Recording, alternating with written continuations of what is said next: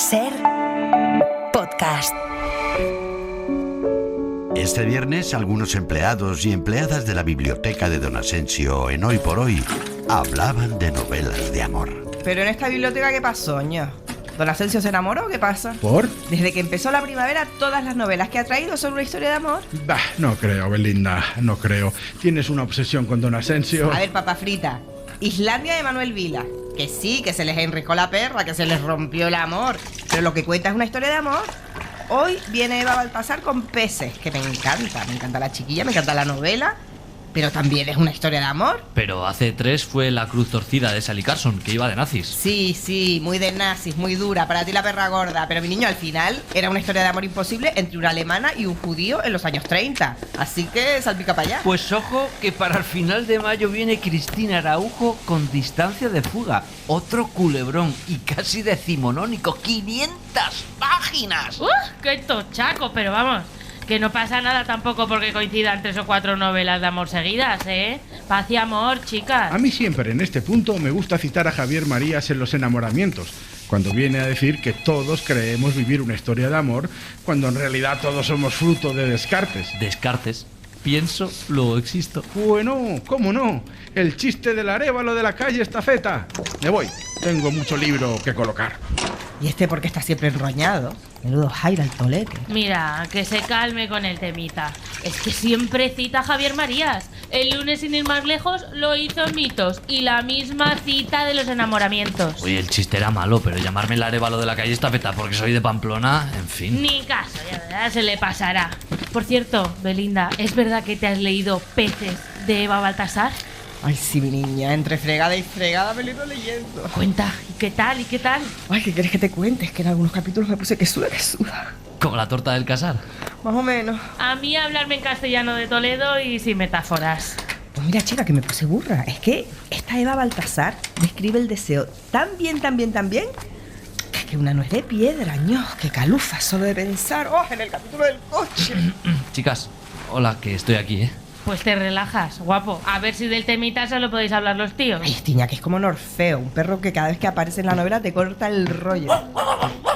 ¡Ay, que me asustaste, polla boba! ¡Imbécil!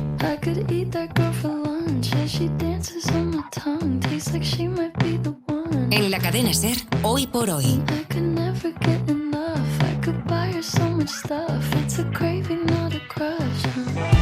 Con José Luis Sastre.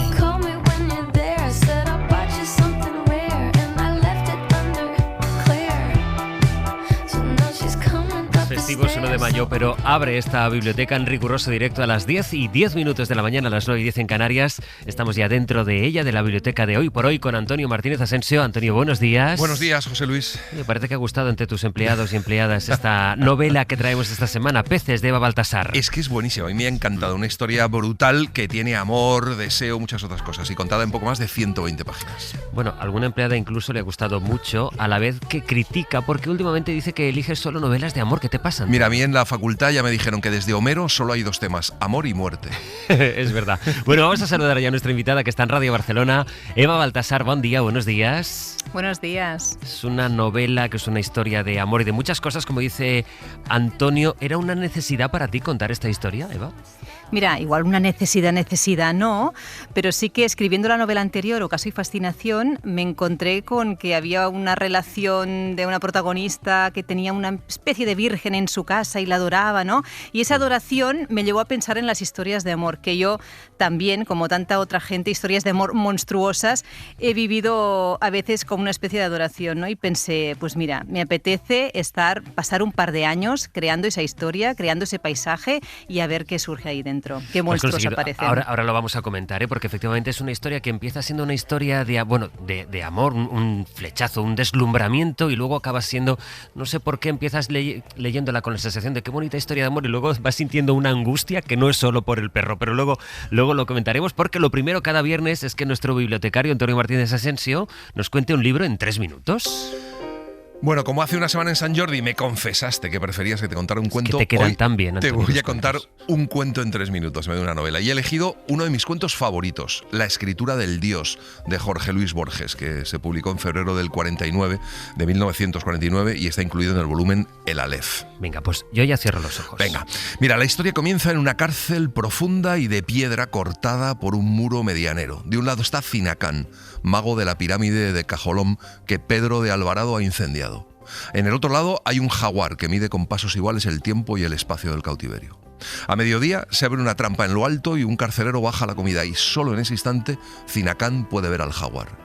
Cinacán lleva años encerrado y en esa oscuridad decide recordar todo lo que sabe y una noche recuerda una de las tradiciones del dios, que dice que el dios, previendo que en el fin de los tiempos ocurrirán muchas desventuras y ruinas, escribió el primer día de la creación una sentencia mágica apta para conjurar todos los males y la escribió de manera que llegara a las más apartadas generaciones y que no la tocara el azar. Nadie sabe dónde la escribió ni con qué caracteres, pero perdura secreta y la leerá un elegido. Esa es la escritura del Dios. Efectivamente, y Cinacán piensa que tal vez él ya la haya visto miles de veces y que solo le falta entenderla. Esa reflexión anima a Cinacán y le infunde una especie de vértigo. Cualquiera de las formas antiguas, incorruptibles y eternas de la tierra puede ser el símbolo buscado. Y de pronto recuerda que el jaguar es uno de los atributos del Dios, así que puede que la escritura del Dios esté en la piel del jaguar, en sus rayas y colores. Y Tiznacán entonces pasa años observando esas rayas, esas manchas, cada día con cada instante de luz, pero su labor es agotadora. Más de una vez grita que es imposible descifrar aquel texto, pero piensa que un Dios solo debe decir una palabra y en esa palabra tiene que estar toda la plenitud. Y entonces ocurre la unión con la divinidad, con el universo. Cinacán ve en un momento el universo y ve los íntimos designios del universo, ve las montañas que surgieron del agua, ve los primeros hombres, ve al Dios sin cara que hay detrás de los dioses y así llega también a entender la escritura del jaguar. ¿Y cómo es esa escritura? Pues es una fórmula de 14 palabras casuales, bueno, que parecen casuales, y a Cinacán le bastaría en ese momento decirla en voz alta para ser todopoderoso. Le bastaría decirla para abolir la cárcel en la que está encerrado, para que el día entrara en esa noche, para ser joven de nuevo, para ser inmortal, para destrozar a los españoles, para ganar a Alvarado, para reconstruir la pirámide, para reconstruir incluso el imperio. Pero entonces se da cuenta de que nunca dirá esa palabra, porque ya no se acuerda de Cinacán. Quien ha visto los ardientes designios del universo no puede pensar en un hombre, en sus triviales dichas o desventuras, aunque ese hombre sea él. Ahora ya nada de eso le importa. Por eso no pronuncia la palabra. Por eso deja que le olviden los días, acostado en la oscuridad. La escritura del Dios, de Jorge Luis Borges, contado en 3 minutos por Antonio Martínez Asensio, está incluido en el volumen El Aleph. Actualmente lo pueden encontrar en De Bolsillo. Eva, que tengo razón cuando le pido a Antonio que nos cuente cuentos. Pues muchísimas, sí. Me ha encantado. Gracias. Bueno, estamos a nada de abrir peces de Eva Baltasar. Les recuerdo que en esta biblioteca no solo registramos los libros que nosotros les recomendamos, ahora hablaremos de esta novela, sino también de lo que nos recomiendan ustedes. Así que ya nos pueden llamar al 900-100-800. Es uno de los momentos que más nos gusta, escucharles para que nos sorprendamos o no con las recomendaciones que ustedes nos traen, con los libros que van incorporando a la estantería de esta biblioteca. En el 900-100-800, ¿cuáles son sus recomendaciones para hoy?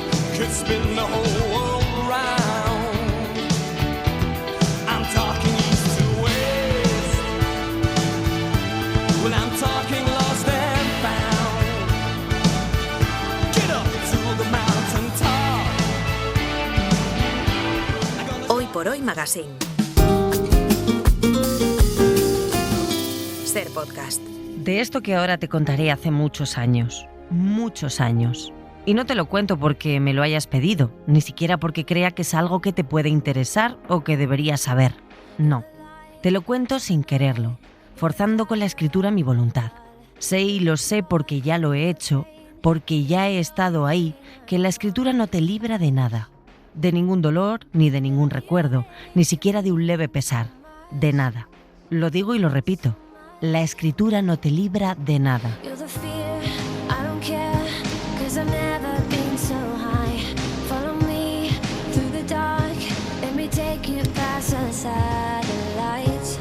Las 10:20, las 9:20 en Canarias, así como acaban de escuchar, es como empieza la novela Peces de Eva Baltasar, nuestra novela de la semana, editada por Random House. Es una novela que te remueve entero, que te hace vivir en el filo de las pasiones. Pero antes de seguir hablando con su autora, con Eva Baltasar, Antonio, voy a empezar como empezamos siempre. ¿Por qué esta novela y por qué hay que leerla? Pues mira, hay que leerla porque me parece una novela brutal, me parece hipnótica, apasionante, apasionada y muy sorprendente. Puede ser que para mí sea la novela que más me haya gustado de Baltasar. Si la escritura no te libra de nada, Eva, como empiezas diciendo aquí, ¿para qué sirve entonces? Pues mira, yo he descubierto que la escritura tiene un gran poder y es el de no liberar, aunque como herramienta terapéutica está muy utilizada y sirve muchísimo, pero para mí como escritora lo que sirve es para cancelar el pasado. Es decir, tienen la capacidad de hacer que cosas que han existido no hayan existido, y eso es maravilloso. Claro, porque arranca el libro diciendo eso, que la escritura no te salva de nada, pero en la página 115, casi al final, dices, si la escribo es por salvarme, ¿no? O sea, que está, en realidad en la novela está contada esa historia de amor, pero también está ese proceso de escritura. Sí, he aprovechado la novela y la protagonista, que al fin y al cabo es escritora, para ir desgranando reflexiones acerca de mi propio trabajo, ¿no? como escritora. Y sí que es cierto que hay un momento en el libro en que la escritura toma el protagonismo, toma el poder y empieza a cambiar cosas. Para quien no haya leído la novela y quiera aproximarse a ella, ¿de qué se quiere salvar? La protagonista de la novela escribiendo, ¿de qué dirías que se quiere salvar? De una relación de amor monstruosa. Sí, diríamos que no es una relación de amor, porque el amor en sí es puro, debería ser puro, pero nos han enseñado que una relación ya es de amor, ¿no? Por el solo hecho de que, pues que estás con alguien a quien crees que quieres, ¿no? Pero no, en realidad son relaciones muy tóxicas algunas. Sí, son tóxicas, y a mí me ha encantado que en la página 45 hay casi cuando estás ya metiéndote en la historia, dices, he empezado a vivir la historia más peligrosa de mi vida, pero aún no lo sé, ¿no? Es muy inquietante porque efectivamente esa relación va a ir variando, ¿no? Desde el amor y la pasión hacia el peligro.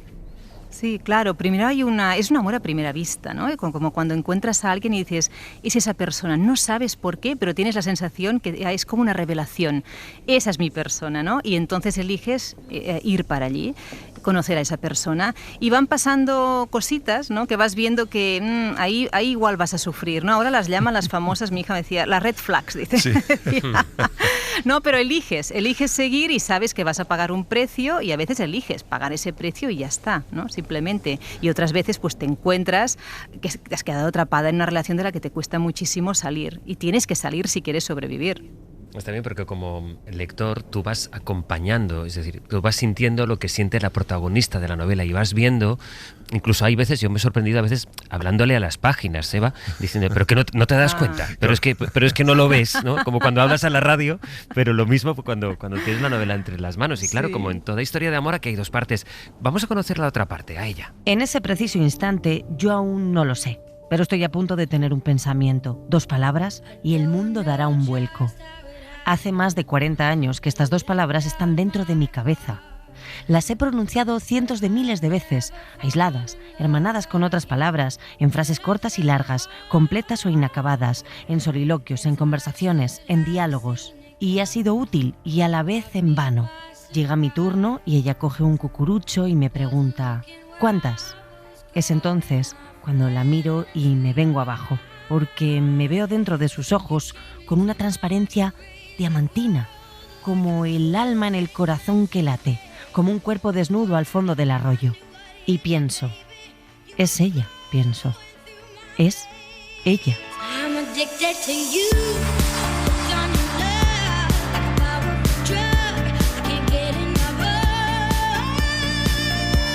Pasada hicimos esta sección, este programa lo emitimos el jueves día 23 de abril en las calles de Barcelona, era Sant Jordi. Nos acompañó Manuel Vilas, que vino a traernos su novela Islandia, y él dijo que escribía su historia de amor porque a lo largo de la vida solo hay una historia de amor de verdad y que el resto, dijo Vilas, son derivadas. Aquí la protagonista de la novela de Peces dice, es ella, ¿no? Esas 2 frases, como esa revelación, decía ahora Eva Baltasar, ese deslumbramiento. ¿Tú crees que eso nos lleva un poco a la idea, o has trabajado, Eva, a partir de la idea, quizá romántica, nunca mejor dicho, de que solo existe una historia de amor y ya está?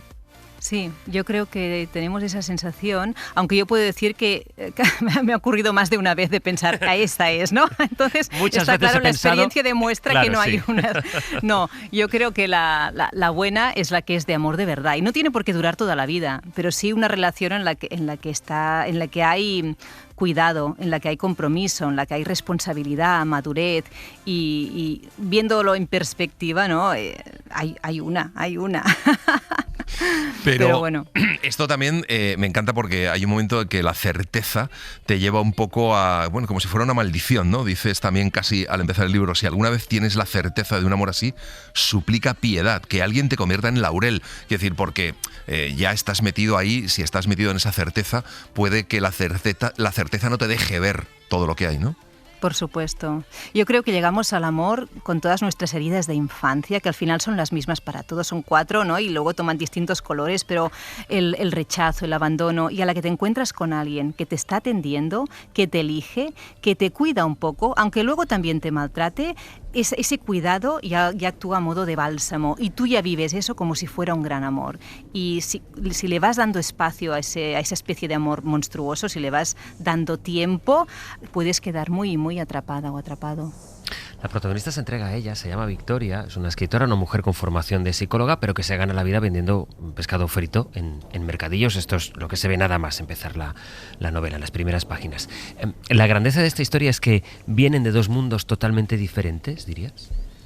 Sí, vienen de 2 mundos diferentes, pero es cierto que la escritora es muy curiosa, como creo que somos todos los escritores y escritoras, ¿no? Entonces se encuentra con un personaje que tiene un mundo muy rico. Victoria es una mujer que sí, dedica 6 meses al año a vender pescado frito, pero luego es una mujer que lee muchísimo, que pinta cuadros, que tiene unas colecciones muy interesantes en su casa, con objetos muy antiguos, muy simbólicos, y esto genera una gran curiosidad en la escritora, ¿no? Es una mujer muy magnética, que encima le encanta gozar de la vida, es una mujer que le encanta comer muy bien y mucho, que bebe mucho y los mejores vinos, que le encanta hacer el amor, que le encanta pasear, que le encanta escuchar buena música. Entonces, claro, esto es muy atractivo de primeras. A mí, de todas formas, me ha pasado un poco lo que a Sastre. A mí no me ha terminado de caer bien Victoria. Yo creo que es porque... Desde el principio, sí, ¿verdad? Sí, no le he visto... Hay algo raro ahí. No le he visto esa seducción, ¿no? Sino que he visto ahí el problema siempre. Y luego, una cosa muy inquietante también es su territorio. También hay un momento en que la protagonista dice, pensé que aquel era mi lugar donde había nacido, ¿no? Ella se siente de repente identificada con un lugar que no es el suyo tampoco, porque ella es muy urbana, ¿no? Y llega a un sitio que, bueno, también la importancia de los territorios donde se desarrollan los amores, ¿no? Sí, claro, y también aquí he jugado mucho con elementos de la novela gótica, porque Victoria encima es una mujer como muy grande, que hay momentos en que la protagonista, la escritora, se pregunta, esta mujer igual ya hace 200 años ya estaba viva, y la he visto pasar por delante de un espejo y no se ha reflejado, y tiene cuadros en su casa con los que creo que habla, ¿no? Y creo que hay mazmorras ahí abajo en el sótano, ¿no? Ahí donde baja a buscar la leña. Entonces, la casa de Victoria es una casa que es casi un castillo encantado, de alguna forma, y tiene un gran guardián, que es Norfeo, que es el perro, que es un perro monstruoso, que parece muy agresivo, pero que en el fondo lo que hace, yo creo que es muy protector, sostiene toda esa violencia contenida de Victoria, que es una mujer muy oscura también. Sí, y luego hay, tú decías, un amor monstruoso. Tú vas viendo como el tema que puede parecer el amor en la novela va derivando a hasta qué punto estamos dispuestos a aceptar ya no solo el hecho de que sea Victoria la que pone las condiciones a la escritora, a la protagonista de la novela, sino ese punto, no sé cómo decirlo, Eva, pero me daba la sensación de que tú querías retratar, no sé si una manera de ser, un tipo de gente que precisamente porque tiene sus propias manías, como tenemos todo el mundo, pero que se coloca en un rango de superioridad, a ver, tú tienes que entenderme a mí, ¿no? Ya no es una posición dominante en la pareja, que eso podría ser un rol del que tiene mucha literatura, pero no sé cómo decirlo, como tengo cierto misticismo y por tanto tienes tú que adaptarte a mi mundo que está muy por encima del tuyo. Esta sensación me ha dejado a mí como lector.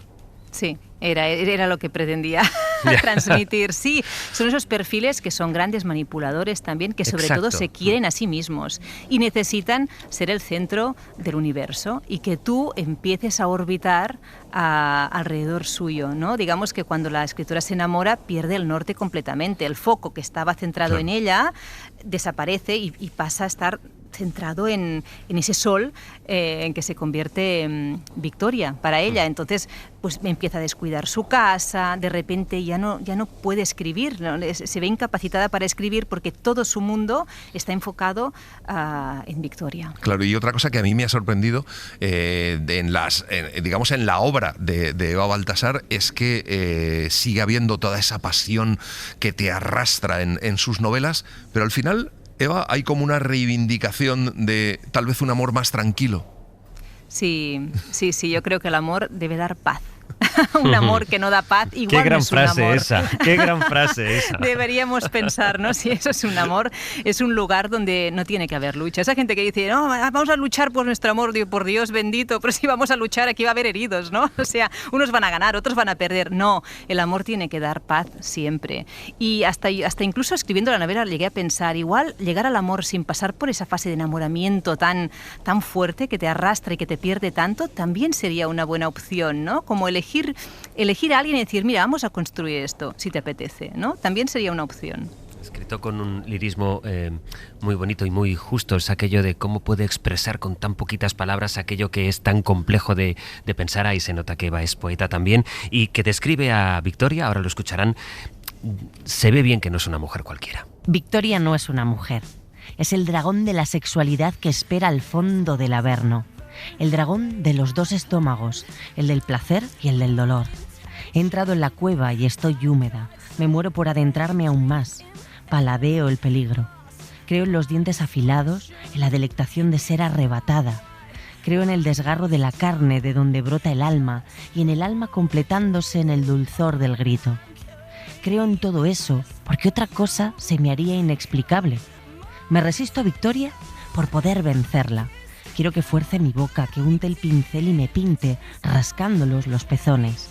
Resistiré hasta que la bestia abandone la sombra, hasta que Victoria se descontrole y el amor se corrompa volviéndose violento.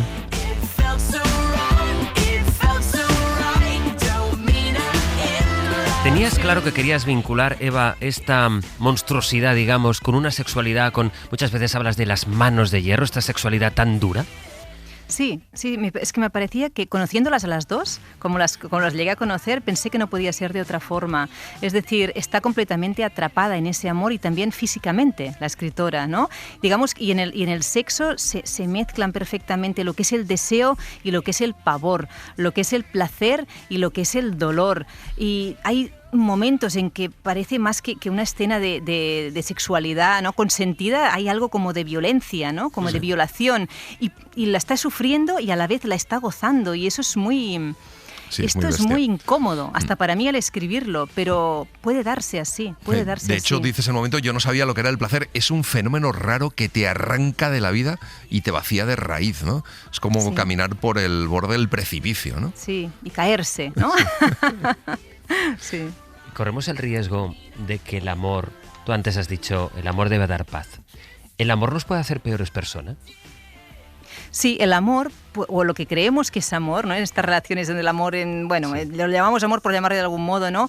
Puede sacarnos lo peor de nosotros, sí. Y en el momento en que saca lo peor de nosotros nos convertimos en peores personas. Por eso está bien elegir compañeras, compañeros de amor que nos hagan estar bien y mostrar lo mejor de nosotros mismos, sacarlo de ahí. Claro, a mí me encanta un momento de la novela, casi justo en la mitad, está en la página 60, donde ella de repente dice, entonces ocurre algo que ella se da cuenta de repente y se pregunta, de hecho, no sé cómo no me he dado cuenta antes, ¿no? Y es el momento en donde gira, ¿no?, la novela un poco hacia el otro lado. Sí, hay momentos en que son un clic, ¿no? Ocurre alguna cosa y de repente todas las otras que habías dejado pasar, ¿no? De repente las ves clarísimas y dices, ostras, yo creo que es el momento en que ya te estás empezando a cansar de sufrir. Claro. Y hay la gotita esa que ya ha colmado el vaso, ¿no? Y ahí ya te planteas seriamente si es un buen lugar para ti. Cuando empezaste a escribir, Eva, ¿tú tenías claro cómo iba a acabar la relación entre...? Lo primero que hiciste fue construir los personajes o construir la historia. No, mira, yo tengo una forma de escribir que es como muy intuitiva y muy fácil para mí. Es decir, yo sabía que quería crear una historia de amor, quería estar ahí dentro un par de años, pero no sé nunca hacia dónde me va a llevar la novela. No sé qué personajes va a haber, cómo va a terminar, no. Y necesito encontrar una voz que me lleve, que me seduzca muchísimo. Y es curioso porque yo creía, tal como había pasado con mis 4 novelas precedentes, que el personaje al que yo iba a conocer bien es la voz narradora, ¿no? En este caso la escritora. Pero conforme iba avanzando la novela me di cuenta que el gran retrato es el de Victoria. O sea, yo he llegado a conocer mucho mejor a Victoria que no a la escritora, con la cual me he identificado muchísimo, y eso sin estar contando yo mi propia historia ni mi propia vida, ¿eh? Pero Victoria ha sido el personaje que yo he conseguido conocer bien y me ha dado pavor, porque personajes así los hay y vaya si los hay, ¿no? Es que eso es lo que te iba a preguntar. ¿Si has sentido miedo escribiendo tu propia novela? Por momentos sí, también es que te conecta. Yo he vivido 3 grandes historias de amor, entre comillas, monstruosas, y claro que te conecta con tus propias emociones, claro, ¿no? Y también con esa compasión hacia ti misma, ¿eh? Decir, ostras, ¿cómo no me di cuenta? ¿Cómo no salía antes? Bueno, pues no sabía, al final, mira, sí que he logrado salir y aprender, ¿no? Pero también el hecho de pensar que hay tantísima gente que ama desde ese lugar, que en el fondo están de fragilidad tan máxima, porque estos personajes que son como monstruos hacia los demás, en el fondo tienen una herida tan grande, que yo intento mirarlo también desde la compasión, sin justificar nada de ninguno de sus actos, ¿eh? Pero ver que hay tanta gente tan herida por el mundo, relacionándose, ¿no? Los unos como los otros, al final hacemos lo que buenamente podemos, ¿eh? Pero da un poco de vértigo. Por eso dediqué también el libro a mi hija mayor, que ya tiene 23 años, y pensé, bueno, es hora de empezar a entender que hay que saber dominar un poco a los monstruos, ¿no? En esto que estás diciendo, es que he ido a la página 75 porque yo leo subrayando todo el rato. Entonces tengo el libro tuyo garabateado. Dice, tiene que ser una mujer malvada o una niña. La protagonista dice de Victoria, o es muy infantil o es que es perversa. Yo de momento escojo pensar que es infantil. En el momento en que la vea como una malvada, me tendré que ir de aquí. Vamos a escuchar cómo manifiesta precisamente su inquietud la escritora protagonista. Hay algo en el hecho de haber conocido a Victoria, de amarla y ser su amante, algo que me ha estropeado. No sé lo que es y me inquieta. Esa es la palabra que me domina cuando estoy sola, la inquietud. La mía es la de un hormiguero en el que han dado muerte a la reina y cada hormiga ha perdido el norte y ya no sabe qué hacer. Me despierto 3 o 4 veces cada noche. Encadeno sueños y a menudo tengo la sensación de estar a punto de caerme de la cama.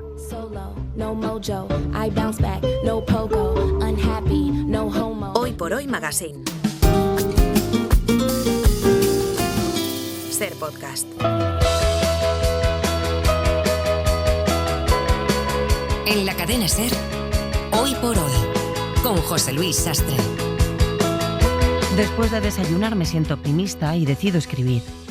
Antes he de ordenar el escritorio. Tiro el correo, amontono libros, guardo los bolígrafos y le paso a la mesa un trapo húmedo. Reconquisto mi condado blandiendo las muletas. Le hago sitio al ordenador. Lo tengo todo listo y aún así no ha llegado la hora. Quien manda en el momento de la escritura es el cuerpo. Debe de extraerle cada marca, cada recuerdo y cada voz y debe ingresarlas en la mente. El cuerpo de un escritor solamente conoce una emoción, la exaltación, y ni siquiera es suya, pertenece a la escritura. Llega con ella, se va con ella, y deja al escritor exhausto y con trabajo por deshacer.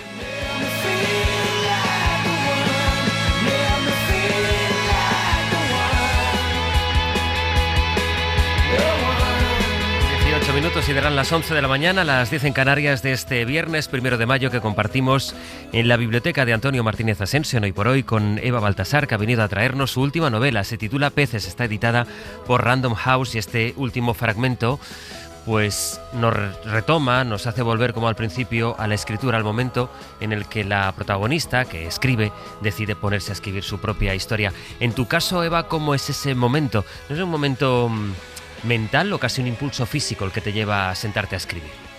Pues mira, te diría que es muy físico. Ahí sí que me identifico mucho con la narradora, ¿no? Con esa escritora, porque yo necesito sentirme muy limpia a la hora de escribir. Es un acto es un viaje para adentro, es introspectivo. Por eso cuando estoy acompañando mis novelas, ¿no? Ya sean viajes, las promociones, no puedo escribir nada, aunque tenga días sueltos, ¿no? Para mí entrar en la escritura es un viaje que es casi una inmersión. Necesito días para conectar con esa historia, entrar ahí y quedarme a ser posible unos meses, sin casi salir. Son horas de soledad en casa. Yo escribo en mi propia habitación, en una celda, como una monja, casi diría. Hombre, celda no será, sí. ¿no? No, sí que es celda. Sí, ya te lo puedes creer. ¿Sí? Creo que hay un rosario por ahí colgado y todo. La habitación interior, no, sí, es así. Necesito esa paz, ¿no? Con poca luz y aunque, bueno, tengo 2 hijas, una ya es mayor, ¿no? Pero que corren por casa, pero yo estar en mi espacio ahí encerradita. Y luego son horas también no solamente propiamente de escritura, digamos, ¿no? Y ahora escribo una parte manuscrita y otra en ordenador, pero buena parte del trabajo de escritura para mí es salir cuando salgo a pasear al perro, que tengo un perrito muy chiquitín, pero salgo unas 3 horas al día y ahí es donde van apareciendo las ideas que yo luego aterrizo mientras escribo. Pero ya te digo, parte son esos paseos. Y luego tú hablas de la promoción también y dices una cosa inquietante, que es que te sientes sola frente al público, da igual cuánta gente haya, que eres incapaz de hablar con alguien en ese momento y que solo dirigirte a una persona solo lo puedes hacer cuando escribes. ¿Te has sentido sola hoy? Hoy no. Mira, qué bien. No me identifico al 100% con todo lo que dice la protagonista, que esto va a ser muy divertido en los clubs de lectura, que habrá esa identificación máxima, ¿no? Claro, sí, la típica pregunta de ¿pero cuánto hay de ti en este libro, no? Sí. Y, bueno, vas desperdigando un poquito de ti en todas las novelas que has escrito hoy. Sí, lo celebro porque en el estudio de Barcelona hoy estamos solos cada uno en los estudios, ¿eh? Luego están los compañeros técnicos que hacen que todo esto, por suerte, pueda llegar a la gente que nos está escuchando y que nos acompaña en su casa. Bueno, Peces, de Eva Baltasar, es el libro que estamos comentando, el libro que ya incorporamos. Es muy cortito, verán. La verdad que hemos hablado mucho, son 120 páginas, pero es que están todas ellas cargadas de frases que golpean. Y más allá de eso, sabes que a cambio lo que pedimos a las personas a las que invitamos a esta biblioteca es que nos traigan un libro, que incorporen un libro. Así que, Eva, ¿cuál es el libro que vas a donarnos tú esta mañana? Pues mira, El Cristo de nuevo crucificado, de Nikos Kazantzakis, que es un libro que debo haber leído pues unas 20 o 30 veces, un montón. ¿Y por qué? Me encanta. Es un autor, es griego, y yo venía de leer y valorar muchísimo a autores norteamericanos de mitad del siglo pasado, ¿no? Como James Cheever o Lucía Berlín Carson McCullers, ahora, sí, se me están mezclando. O James Salter, ¿no? Carson McCullers, y de repente me encontré con Nikos Kazantzakis y esa luz mediterránea, esas historias que, aunque El Cristo es del año 48, creo, es un libro muy actual, con una lectura política muy potente, ¿no? Nos habla de lo que es un pueblo masacrado, llegar a otro lugar y esperando que los acojan, ¿no? Los refugiados. Es un libro lleno de luz, con mucho dolor, pero con mucha luz también, y muy mediterránea. Y a mí me fascinó y ahora mismo lo estoy releyendo. Qué maravilla. Pues es un libro largo, ¿eh? Porque es largo, larguito, sí. Pero se lee de una sentada, te diría, de unas cuantas sentadas.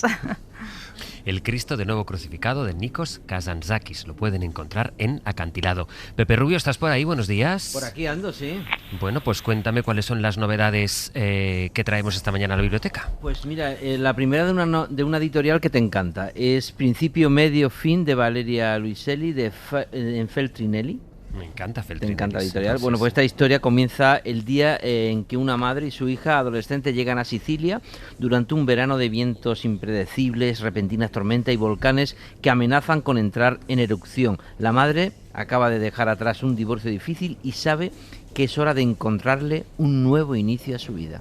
Y es maravilloso también cómo está contada, yo creo, esta novela. Aparte del argumento, empieza con capítulos divididos como en especie de párrafos, todos con su título, en capítulos muy cortitos, y yo creo que es una maravilla también cómo está contado. Y es la novela con la que arranca esta editorial en España, Feltrinelli, que es una gran editorial, y Feltrinelli uno de los grandes editores europeos, pero ahora sale como sello independiente con con este principio medio fin de Valeria Luiselli y con Doctor Zhivago, nada menos. Eso te iba a decir, que llega a España con una apuesta editorial muy muy fuerte, Feltrinelli, que me gusta la editorial y más todavía me gusta la historia de Giacomo Feltrinelli, que bueno, eso es una historia de novela, de película. Sí. Bueno, principio, medio, fin, de Valeria Luiselli. ¿Y la segunda novedad, Pepe? También te va a gustar por otras razones. Es una recuperación, una reedición cancionero y romancero de ausencia de Miguel Hernández en Reino de Cordelia, escrito en prisión y publicado póstumamente en Buenos Aires por el autor. Este es el último poemario de Miguel Hernández, inacabado, supone la madurez literaria de este autor de la generación del 36, ligado muy estrechamente a la del 27, y con la concisión y lírica propia, pues el cancionero reivindica la esperanza en unos momentos trágicos impuestos por la desolación de la guerra civil. Y es una edición maravillosa de Reino de Cordelia, ilustrada por Toño Benavides, con un prólogo de Luis Alberto de Cuenca, y es una delicia de edición, o sea, es un libro joya. Tiene algunos de los poemas más famosos de Miguel Hernández, como Las nanas de la cebolla, y tiene también, déjame que te lea 6 versos, el primer canto, que es: ropas con su olor, paños con su aroma, se alejó en su cuerpo, me dejó en sus ropas, lecho sin calor, sábana de sombra, se ausentó en su cuerpo, se quedó en sus ropas. Miguel Hernández siempre. En fin, Eva, no sé si te hemos hecho abrir boca con alguna de las dos novedades. Pues mira, con las dos, diría yo. A este programa hay que venir con una listita. Sí. Y luego ya, para leer también te tienes que meter en la celda, o leer no hace falta. Mira, cada vez más. Sí. Cada vez más necesito estar aislada así para hacer cosas en general. Sí, antes podía leer en el tren, ahora ya no, me cuesta muchísimo. Bueno, señal también de cómo está el mundo y el ruido que emite el mundo, ¿no? Puede También. ser, sí.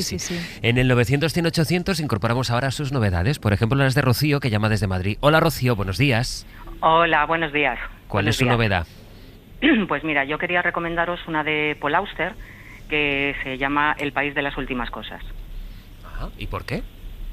Pues mira, Paul Auster, su lectura siempre me parece una gozada, pero creo que esta que os recomiendo es especialmente relevante su lectura por el mundo, o sea, por la época que nos está tocando vivir.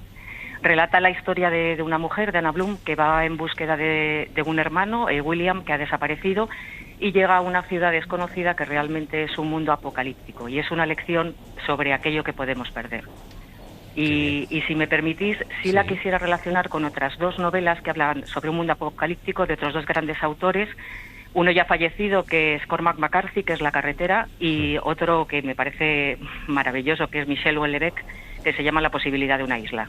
Qué bien. Pues Rocío, incorporadas quedan. Muchísimas gracias. Anotamos ese de momento, El país de las últimas cosas. Feliz fin de semana. Desde Madrid también, Jorge. Hola Jorge, buenos días. Sí, hola, buenos días. Buenos días, ¿cuál es tu recomendación, pues, Jorge? Mira, yo quería recomendar el libro Stoner, de John Williams, un libro del año 1965, que se ha recuperado ya en este siglo. Es una novela, con una historia sencilla y simple de un hombre que está trabajando en el campo y se dedica luego a estudiar, y en la universidad es un profesor, que marca claramente un personaje que uno lo quisiera como odiar porque no actúa, no se mueve, pero estamos ahí todos reflejados en una historia biográfica, aunque está hecha en tercera persona, siempre está marcando con una fidelidad a un personaje. Lo mantiene. ¿Por qué te ha salido ese Antonio? Bueno, es que es maravillosa, es una de las novelas de mi vida, desde luego, es una novela perfecta, o sea, emocionante, y sin embargo, efectivamente, cuenta esa historia gris de Stoner, ese profesor de literatura, pero que también descubre el amor, la pasión por los libros, la pasión por la paternidad. Bueno, es un libro delicioso. Vamos. Stoner, está editado Baile del Sol. Baile del Sol, claro, es que en España la publicó una editorial muy pequeña, pero en Estados Unidos es un libro que está en el currículo escolar, o sea, quiero decir que es un libro que todo el mundo conoce, pero aquí la publicó Baile del Sol y poco a poco ha ido cogiendo el sitio que merecen. Pues Jorge, añadimos esa recomendación y ese libro a la biblioteca. Muchísimas gracias. Muchísimas gracias. Hasta luego. Llama Sol desde Málaga. Hola Sol, buenos días. Hola, buenos días. Uy, Sol, ¿pero cuántos años tienes tú? 11. 11 años. ¿Y te gusta mucho leer? Sí. Sí. ¿Y qué libro nos vas a recomendar, Sol, esta mañana? Pues quiero recomendar el libro de Una Navidad envenenada de Cristina Romeril. De Cristina Romeril, Una Navidad envenenada. ¿Y por qué? Porque cuando estás leyendo y crees que ya has encontrado al asesino, pues da un giro a la historia y pues de repente no sabes cuál es el asesino. Ah, vale. Vamos a dejarlo ahí con final abierto por si alguien se interesa por este libro que incorporamos ya, Una Navidad envenenada. Está ahora en Alma Editorial. En Alma Editorial. Sol, ¿estás leyendo algún libro ahora estos días? Sí, el de la Navidad envenenada. Me faltan 4 Este mismo, capítulos precisamente. Vale. Bueno, pues y ojalá... no sé cuál es el asesino. Y déjame hacerte una pregunta, Sol. ¿Y es un libro que estás leyendo porque te ha apetecido a ti, porque te lo han dicho o porque te lo han pedido en el cole? Porque me lo regalaron los Reyes y entonces cada noche lo leo con mi madre. Ah, qué bien. Pues Sol, ojalá llegues a un final que te guste. Muchas gracias por llamarnos. Gracias, Sol. Adiós. Qué maravilla. Adiós. Nuestro empleado Pascual Donate, buenos días, Pascual. ¿Qué tal? Muy buenas. Se dedica a ir como un pescador por la redacción y va con su caña pescando los libros que la gente va dejando en los armarios, en las mesas. Hoy, ¿qué libro te ha llamado la atención, Pascual? He hecho una buena pesca, ¿eh? Se titula Kilómetro 101 de Maxim Osipov, publicado en Libros del Asteroide. Maxim Osipov está considerado por algunos como el heredero de Chekhov. Son palabras mayores, pero la comparación no anda desencaminada porque es un excelente cuentista y además, como Chekhov, es médico. Y en Kilómetro 101, Osipov reúne una serie de relatos escritos entre 2006 y 2022 en los que hace un diagnóstico un poco del alma y la vida de la Rusia en provincias. 101 kilómetros es la distancia donde surgieron una serie de ciudades durante la época de la URSS, porque a los condenados políticos que habían cumplido condena se les prohibía vivir a menos de 101 kilómetros de Moscú. Y entonces allí recaló el abuelo de Osipov y él nos cuenta un poco su relación con los pacientes y también con la burocracia rusa, que es bastante tremenda. Eva Baltasar, pues así echamos nosotros las mañanas de los viernes, hablando, Pues lanzándonos libros a la cabeza. Maravilloso. ¿Cómo es tu lectura con la poesía? Porque es un género del que es verdad, hablamos menos. Tú también no solo escribes novela, también escribes poesía. Y como lectora, ¿cómo te lleva? ¿Cuál es la relación? ¿Cómo llevas ese? ¿Es uno y uno? ¿Como lista cremallera? ¿Cómo va la cosa? Creo que tengo mis grandes favoritos que leo y releo sin parar y espero seguir haciéndolo toda la vida, mientras pueda, ¿no? Yo, por ejemplo, Walt Whitman es un autor que cada año estoy ahí con él, ¿no? Pero sí que guardo la lectura de la poesía para momentos pues muy tranquilos del año. Sí, no soy lectora diaria de poesía, ni mucho menos. Precisa una cierta disposición y también paz, calma. Sí. Claro, yo diría que yo soy más lector de poemas que de poesía, ¿no? Claro, te entiendo. Sí, lo comparto. A veces es que tú te haces el propósito de leer un libro de poemas y te das cuenta y dices te dices a ti mismo, bueno, yo esto en un ratito cojo porque en un ratito lo acabaré. ¡Ay, caramba! No, claro, y te quedas en uno ahí. Claro, y te quedas en uno y vuelves sobre él y luego tienes que parar. Y esa cosa que, en fin, hay muchísima gente que lee ya en formato electrónico, pero yo que necesito leerlo en papel, de poder cerrar, abrazar el libro, no sé cómo decirlo, y acercarte al libro y decir, voy a estar un rato dándole vueltas a este poema porque esto no va a ser de una tarde y ya está. Sí. Bueno, en fin, oye, hemos empezado con un libro en 3 minutos, un cuento en 3 minutos, vamos a terminar con el libro que Antonio Martínez Asensio nos va a contar en su programa de los domingos, que saben que es un libro, una hora. Pues Antonio. mira, voy a contar también un libro de relatos, van a ser 3 relatos seleccionados de Relatos de los Mares del Sur de Jack London, que es un viaje por la Polinesia, pero bueno, lejos del exotismo, lo que habla es de la explotación de los indígenas y de la colonización muy salvaje, y son maravillosos, los Relatos de los Mares del Sur de Jack London. Es el libro que podremos escuchar este fin de semana en Un libro, una hora. Ahora, en cuanto salgas de la radio y llegues a casa, ¿cuál es el primer libro que vas a coger, Eva? Uy, tengo el Cristo, que es el que estoy leyendo, Cristo de nuevo crucificado, sí. Y voy a seguir con él, y lo estoy compaginando con el Evangelio. Te iba a decir, sí, con los Evangelios. ¿Solo un libro? Sí, solo un libro. Sí. Tú vas combinando, ¿eh? Y el otro son los Evangelios, nada menos. Sí, porque se complementan muy bien. Así entiendo mejor a Kazantzakis. Qué bueno. Pues Eva Baltasar, ha sido un gusto, de verdad que hemos disfrutado mucho, creo que se nos ha notado leyendo estas 120 páginas publicadas Muchísimas por Random gracias. House, Peces, lo último de Eva Baltasar. Muchas gracias por acercarte a la radio en esta mañana de festivo. Muchísimas gracias a vosotros. Eva. Un beso, hasta la próxima. Adiós, Antonio, nos vemos ya la semana que viene. La semana que viene. Adiós. En poco más de 2 minutos, las noticias de las 11 de la mañana.